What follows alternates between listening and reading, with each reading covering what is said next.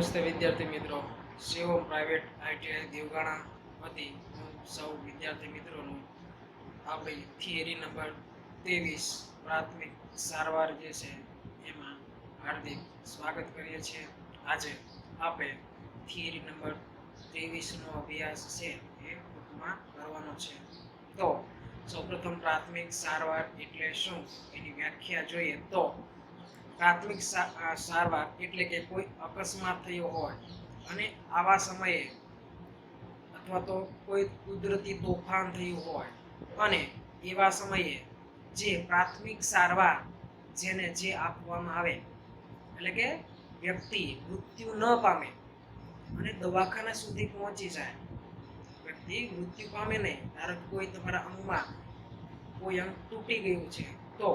એને તમારા ઘરથી અથવા તો પીએસસી હોય તો ત્યાંથી ગવર્મેન્ટ હોસ્પિટલ સુધી પહોંચી જાય ત્યાં સુધી જે સારવાર કરવામાં આવે એને પ્રાથમિક સારવાર છે એ કહેવામાં આવે છે. તો કોઈ ઘાયલ થયેલું દર્દી હોય, માથામાં લોહી નીકળતું હોય તો પ્રાથમિક સારવાર સ્વરૂપે એના માથા આડો રૂમાલ છે એમ બાંધી દેવું, જેના કારણે બ્લડ છે બહાર ન નીકળે. બરાબર. ત્યારબાદ પ્રાથમિક સારવાર આપવા માટેની જે છે એ કેટલા પ્રસંગો પર પ્રાથમિક સારવાર આપી શકાય છે. તો એમાં પ્રથમ મુદ્દો છે કે ભાઈ ખૂબ જ વધારે તાવ આવ્યો હોય તો આપણે એને પ્રાથમિક સારવાર એને સારું લાગે તો તાવ ઉતરી જાય એ માટે કેવા પ્રયત્નો કરી શકીએ તો એમાં જોઈએ તો બાળકને 40° થી વધુ તાવ હોય તો એ ઘાતક નીવડી શકે છે અને તે તાવને આપણે તરત જ છે ઘટાડવો જોઈએ. જો આવું કરવામાં ન આવે તો બાળક મૃત્યુ પણ પામી શકે છે. તો એને જે છે એ પ્રાથમિક સારવાર સ્વરૂપે એને છે આપણે આદિ ભાષામાં કહીએ તો આપણે મીઠાના પોતા જે છે એ પ્રાથમિક સારવારમાં મૂકતા હોય તો આપણે એને મીઠાના પોતા જે છે એ મૂકવા જોઈએ. અને ત્યારબાદ એને પેરાસિટામોલ, જેને આપણે પીસીએમ કહીએ છીએ, અને અત્યારે મોટાભાગે બધાના ઘરોમાં આ પીસીએમ ઉપલબ્ધ જ હોય છે, કેમ કે પીસીએમ છે એ મોટાભાગે માથું જે છે તાવ હોય અને પગને ટૂંકમાં દુખતા હોય આવામાં જે સામાન્ય રીતે પીસીએમ જે છે એ વપરાતી મોટાભાગે જનરલી જે છે પીસીએમ બધાના ઘરે હોય. એટલા માટે આ પ્રાથમિક સારવારમાં આટલી વસ્તુ જે છે તાવ આવતો હોય તો એટલી વસ્તુ ખાસ છે પ્રાથમિક સારવારમાં યાદ છે એ રાખવી. ત્યારબાદ કોઈ આઘાત લાગ્યો હોય કે શોક હોય, બીજા મુદ્દામાં આ ખતરનાક હાલત છે, બરાબર, તો તેમાં રુધિરનું દબાણ ઘટી જાય છે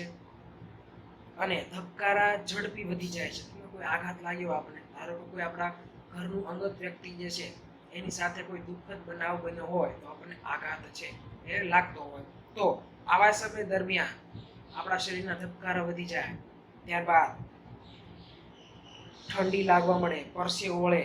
અને બેચેની અનુભવાય આપણે કે ગમે નહીં આવો આઘાત આપણે લાગ્યો હોય તો આવું જે છે એ થતું હોય છે. આવા સમય દરમિયાન જે આપણે ખાસ છે એ દર્દીને ઠંડી લાગતી હોય તો આપણે એને તાવડો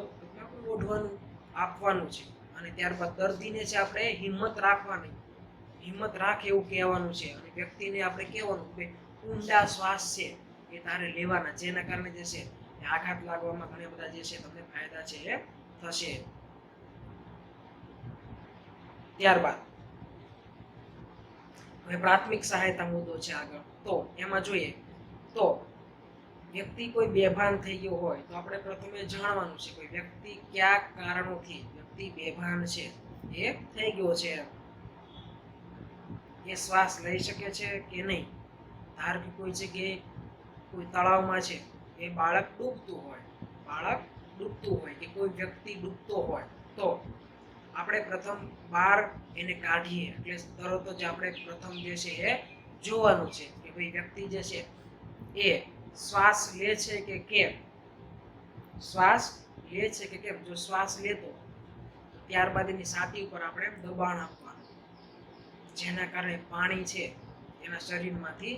બહાર નીકળી જાય અને થોડો શ્વાસ જો લેતો હોય તો આપણે એને જે છે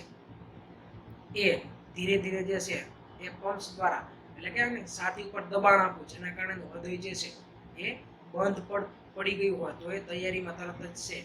એ શરૂ થાય અને એને ટૂંકમાં એકાદ વાર જે છે એ સપોર્ટ મળી જાય એટલે ઓટોમેટિક જે શ્વાસ લેતો જે છે એ વ્યક્તિ જે છે એ થઈ જતો હોય છે. ત્યારબાદ આગળના મુદ્દામાં કોઈ ગળામાં વસ્તુ ફસાઈ ગઈ હોય તો આપણે એને પ્રાથમિક સારવાર તરીકે કઈ રીતના જે છે એ વ્યવસ્થિત કરી શકીએ. તો પ્રથમ કોઈ વ્યક્તિ, ધારો કે કોઈ નાનું બાળક છે, એને ગળામાં કોઈ વસ્તુ ફસાઈ ગઈ છે, સ્વાભાવિક છે કે બાળક જે છે એ રમતા રમતા મોઢામાં નાખી, તો ત્યારબાદ આપણે એને જે છે એ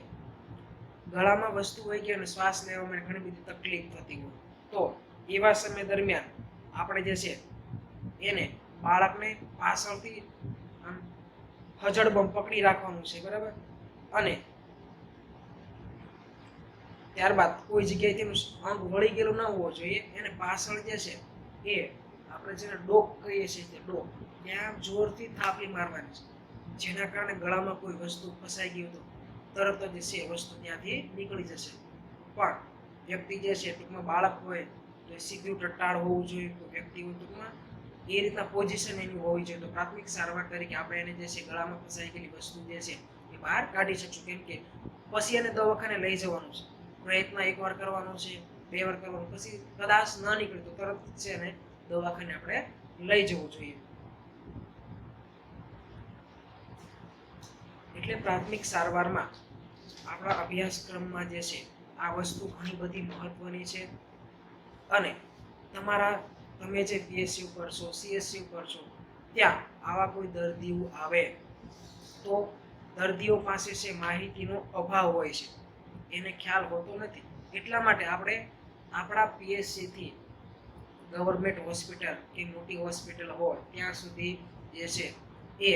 દર્દી પહોંચી જાય ત્યાં સુધીની આપણે એને પ્રાથમિક સારવાર આપવાની છે. એને કોઈ નુકસાન જે છે એ ન થાય. ધારો કે કોઈ વ્યક્તિ જે છે તમારા PSC ઉપર આવ્યું છે કે પગ છે એ ભાંગી ગયો છે, પગ એનો ભાંગી ગયો છે. હવે આપણે એવા પ્રયત્નો કરવાના છે કે એનો પગ જેટલો ભાંગ્યો છે એટલો બરાબર છે, પણ એનાથી વધારે એની ઈજા ન થાય. એટલા માટે આપણે પ્રાથમિક સારવારમાં એને પગ નીચે છે એ કપચી જેને કહીએ છીએ આપણે, જે પ્લાસ્ટિકનું જે મૂકવાનું આવે છે કે જેના કારણે એનો પગ હલનચલન થાય તો એ જે ભાંગ્યો છે એના કરતાં વધારે ત્યાંથી જે છે એ ભાંગી ન જાય. અને વ્યવસ્થિત રીતે આપણે પાટા જે છે નોર્મલ પાટા વીટી અને એની આપણે 108 હોય કે કોઈ એમ્બ્યુલન્સ હોય એમાં એને મોકલી આપવાનો છે. અને કોઈ અંગ ભાંગેલું છે, તૂટેલું છે, તો એને ધીરે ધીરે આપણે તપાસ જોવાનું છે કે ભાઈ ક્યાંથી ભાંગ્યું છે. પછી કોઈનો હાથ સ્યાજ ભાંગ્યો ને આપણે જોરથી આમ ઊંચો હાથ કરો તો ઓલા ભાઈને જે ભાંગ્યું ન હોય એના કરતાં પણ વધારે છે અને ઈજાઓ છે એ થઈ જતી હોય છે. એટલે ખાસ તકેદારી જે છે એ આપણે રાખવી, જેના કારણે કોઈ દર્દી હોસ્પિટલમાં આવ્યો હોય તો એને છે જેના અંગોમાં કોઈ તૂટ થઈ છે, કોઈ ખામી છે કે કોઈ ભાંગતૂટ થઈ છે તો એનાથી વધારે ઈજા છે એ ન થાય અને દર્દી પોતે સરળતાથી છે એ બીજી હોસ્પિટલમાં કે ગવર્મેન્ટ હોસ્પિટલમાં પહોંચી શકે એટલી પ્રાથમિક સારવાર આપણી કક્ષાની દ્રષ્ટિએ આપણે જે PSC સેન્ટરમાં હોય તો એટલી સાર સંભાળ આપણે જે છે એ રાખવાની રહેશે.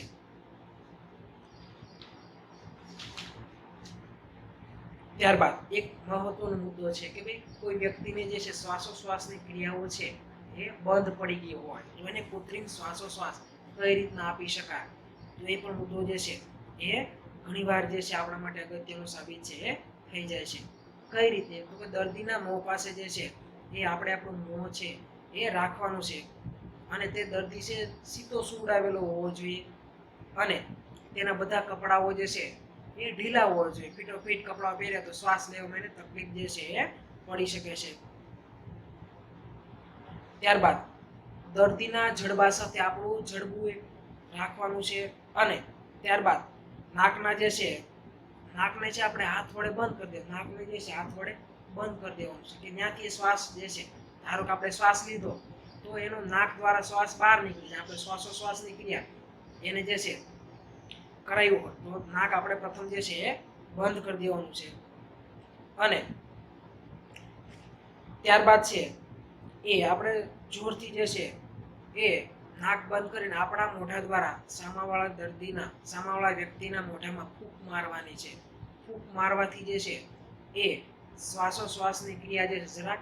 થોડી બંધ પડી છે તો શરૂ છે થઈ જશે. ત્યારબાદ આપણે પણ શ્વાસ જે છે એ લેવાનો છે, જેના કારણે આપણા શ્વાસ દ્વારા, આપણી હવા દ્વારા એના શરીરમાં જે છે હવા જશે અને એ શ્વાસ લેતો જે છે થોડા ઘણા અંશે એનું હૃદય છે નબળું પડી ગયું છે તો બંધ થઈ ગયું છે, તો સંજોગો સાથે છે ક્યારેક જે છે એ શરૂ પણ થઈ જાય. અને આપણે ઘણા કિસ્સાઓમાં જોતા હોઈએ કે જાહેર રસ્તાઓમાં આવા કોઈ વ્યક્તિઓ જે છે એને આવી તકલીફ, હૃદયની બીમારી, હૃદય એટેક આવી ગયો હોય, હૃદય બંધ પડી ગયો હોય તો તૈયારીમાં ક્યારેક જે છે આવા હૃદય છે શરૂ થઈ જતા હોય છે, વ્યક્તિ પોતે શ્વાસ જે છે એ લઈ શકતો હોય છે. હમણાં થોડાક ટાઈમ પહેલા રાજકોટનો એક કિસ્સો છે કે જેમાં જે છે એ કોઈ ફૂટપાથ ઉપર જે છે ભાઈ જતા હતા અને એ અચાનક એને એટેક આવી ગયું અને એવા સમય દરમિયાન કોઈ ડોક્ટર ત્યાંથી પસાર થતા હતા તો તેમણે છે એ પોતાના શ્વાસોશ્વાસ દ્વારા, પંપ્સ દ્વારા જે છે એને શ્વાસ આપવાની જે છે એ પ્રક્રિયા કરી, પણ છતાં પણ એ છે વ્યક્તિ બચ્યો હતો નહીં. કેમ કે મેં કીધું થોડા ઘણા અંશે જે છે જો હૃદય તમારું કામ કરતું હોય તો શ્વાસ આપવાની ક્રિયાથી એ શરૂ થઈ જાય છે. બાકી જે છે મોટા ભાગે જે છે એ હૃદય કામ ન કરતું હોય, શ્વાસોશ્વાસ જે છે એ લઈ શકાતા હોતા નથી. એટલી આપણી કાળજી છે આપણે રાખવી, જેના કારણે આપણે સામેવાળા વ્યક્તિને છે એ બચાવી શકીએ. ત્યારબાદ કેટલાક આપણે ઘા, એટલે આપણે કોઈ જગ્યાએ ઘાયલ થયા હોય, આપણે કોઈ જગ્યાએ વાગ્યું હોય તો એની પ્રાથમિક સારવાર જે છે આપણે કઈ રીતે કરવી? તો કે આ ઘા છે એ ટૂંકમાં કપાયેલા ઘા, એમાં પ્રથમ મુદ્દો છે કે કપાયેલા ઘા. તો આપણે જે છે જે વસ્તુ આપણને વાગી છે, જે આપણી ત્વચા છે એના ઉપર ઈજાઓ છે એ આવી છે તો આપણે જે છે એને પ્રથમ જે છે એના ઉપર જે છે લોહી છે આપણે વહેવડાવી દેવું જોઈએ. બધું લોહી નહીં પણ થોડોક ટાઈમ જે છે એ આપણે લોહી છે એના ઉપરથી જે છે એ વહેવડાવી દેવું જોઈએ, જેના કારણે જે વસ્તુ આપણને વાગી છે, કોઈ લોખંડ વાગ્યું છે તો એના જે અમુક જીવાણુ રજકણો જે છે એ આપણા શરીરમાં ન જતા રહે અને એ લોહી દ્વારા બહાર નીકળી જાય એવા થોડોક ટાઈમ આપણે એને લોહી છે એ વહેવડાવી દેવું જોઈએ. ત્યારબાદ આગળના છે મુદ્દામાં કચડાયેલા ઘા. તો એમાં આ ઘા કોઈ મશીનમાં જે છે એ હાથ આવવાથી અથવા તો કોઈ પશુના જે છે એ નખ વગેરેથી આપણને જે છે આવા કચડાયેલા ઘા જે છે એ આપણું શરીર જે છે કોઈ કચડાઈ ગયું હોય તો પ્રથમ જે છે એ ઈજા થઈ હોય તો ઘામાંથી રુધિર જે છે એ વહે છે અને આ રુધિર ધીરે ધીરે વહે છે અને રુધિર પર વહેલો ભાગ છે એ આ ઘા ઉપર એની ઊંડી અસર હોય છે. જો આ ઘા જે કચડાઈ ગયો હોય, કોઈ જગ્યાએ તમારે કોઈ ગાડી નીચે તમારો પગ આવી ગયો, ટોરસ નીચે પગ આવી ગયો હોય, સાદી ભાષામાં આપણે કહીએ તો આપણે શેપાઈ ગયો આપણો હાથ, તો એને જે છે એ સર્જરી કરી અને હાડકાઓનું જે છે સંધાણ કરી અને આપણે જે છે એને જે છે ભેગા કરી શકતા હોય છે. ઘણી બધી મુશ્કેલ પરિસ્થિતિ જે છે એ હોય છે, તો એવા સમય દરમિયાન આપણે કઈ કઈ કાળજીઓ છે એ રાખવી એનો ખ્યાલ છે આપણે રાખવો. ત્યારબાદ આપણે જોઈએ તો કે પ્રાથમિક સારવારમાં ઘણી બધી બાબતો જે છે એ મહત્વની છે કે ભાઈ વ્યક્તિ જે છે એને કેવા પ્રકારનો રોગ છે, કઈ તકલીફ છે, અને શું થયું છે અને કેવા પ્રકારનું થયું છે. દર્દી જે છે ડાયાબિટીસ કે કોઈ પણ ભયંકર રોગનો ભોગ તો નથી બન્યો ને આ જે છે એ આટલી વસ્તુ જે છે ખાસ આપણે ધ્યાનમાં રાખવી, પછી જેની પ્રાથમિક સારવાર જે છે એ કરવાની હોય છે. ત્યારબાદ જે છે જો આપણા જે છે આપણા ફિલ્ડમાં જે છે આવી કોઈ ઇન્જેક્શન દ્વારા સર્જરી આવું કોઈ આપણામાં આવતું નથી. મોટાભાગે જે છે શોખ ખાતર શીખવા માટે બધા પ્રયત્નો જે છે એ કરતા હોય છે, પણ પીએસસી લેવલે કે સીએસસી લેવલ આપણે આવી કોઈ કામગીરી આવતી નથી. ધારો કે કોઈનો પગ ભાંગ્યો તો હાલો કે પ્લાસ્ટર મારી દો, તો આપણે એ કામગીરીમાં એ આવતું નથી. ખાસ ધ્યાનમાં જે છે એ રાખવું, જે તમે શીખો છો એ તમારા અનુભવને આધારિત હોય છે, તમને અનુભવ મળે એટલા માટે ઘણા બધા જે છે એ આવી કામગીરી જે છે એ કરતા હોય છે. બાકી હકીકતમાં એવું કોઈ આપણા ફિલ્ડમાં, આપણી ફરજમાં કોઈ જગ્યાએ આવતું નથી. એટલે એટલી વસ્તુ ખાસ યાદ રાખવી કે ભાઈ દર્દી જે છે, ધારો કે કોઈ દર્દી જે છે એ રસ્તા ઉપર પડ્યો છે, એના અંગો જે છે એ એક્સિડન્ટ ભયંકર થયું છે, તો એને આપણે જે છે એ રસ્તા ઉપરથી પસાર થતા હોય તો આપણે 108માં જે છે એ મોકલવો છે. 108માં જે છે સાથે રહેલો સહાયક એક જ હોય છે. ત્યાં ઘણા બધા લોકોની જરૂર પડે, કેમ કે એને ઉચકીને સ્ટ્રેચર ઉપર જે છે સુવડાવો, કદાચ સ્ટ્રેચર ન હોય અને ખાનગી કોઈ એમ્બ્યુલન્સ હોય તો એમાં આપણે કઈ રીતના એ વ્યક્તિને ઊંચો કરીને લઈ જવો, ઊંચા કરતી વખતે પણ આપણે ધ્યાનમાં રાખવું જોઈએ. તો પ્રથમ વ્યક્તિને કયા કયા અંગે છે ઈજાઓ આવી છે, સહેજને ચીતો અને આડો ફેરવી લેવો. ફેરવામાં પણ ખાસ ધ્યાન રાખવું,